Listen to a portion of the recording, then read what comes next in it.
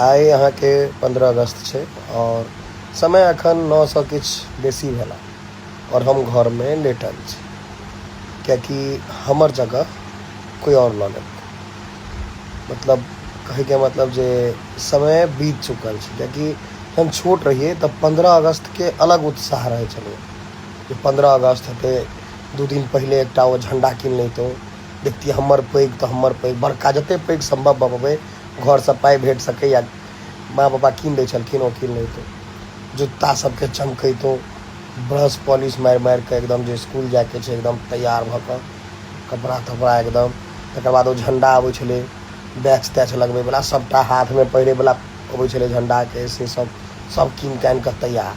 अब एकटा बड़का पन्नी लैतौं स्कूल में, धे दे एके पैकेट 2-3 पैकेट लेके जोगाड़ में, जे लाइन में 2 बेर लागि जेतै तै घाँच में रहितै।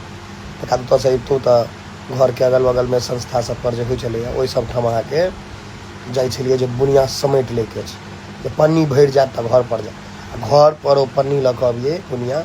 एकटा अचीवमेंट बुझाय जे बा एते बुनिया हम अनल। अपना दोस्त महिम में गप होइ छलै जे रे हम तऽ 10 पैकेट, हम 12 तक, हम 13।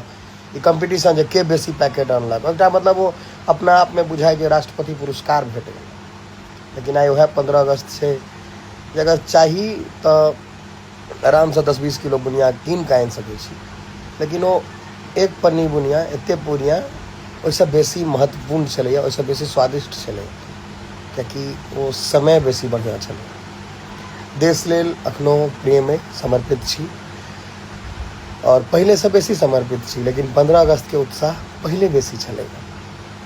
और आई 15 अगस्त से बहुत गोटा है हमरा सनक जे याद करैत हेबै जे की करै छलियै नहीं करै छलियै सबटा, लेकिन घर में बैस के बस सोचैत हेबै। या कोनो स्कूल के बच्चा ई सब जाइत देखाइत हैत, वो अहाँ के जोश में एकदम हल्ला करैत जे इनकलाब जिंदाबाद, या कतौ सुनैत हेबै जे स्कूल में रैली भऽ रहल छै जाहिमे कहि रहल छै महात्मा गांधी अमर रहे, सुभाष चंद्र बोस अमर रहे, जे सब नारा होइ छलैए ओ सब अहाँ अपन बीतल समय याद करैत। ओना अंत में सब गोटा के भारत के स्वतंत्रता दिवस 15 अगस्त इंडिपेंडेंस डे के बहुत बहुत शुभकामना आ बधाई।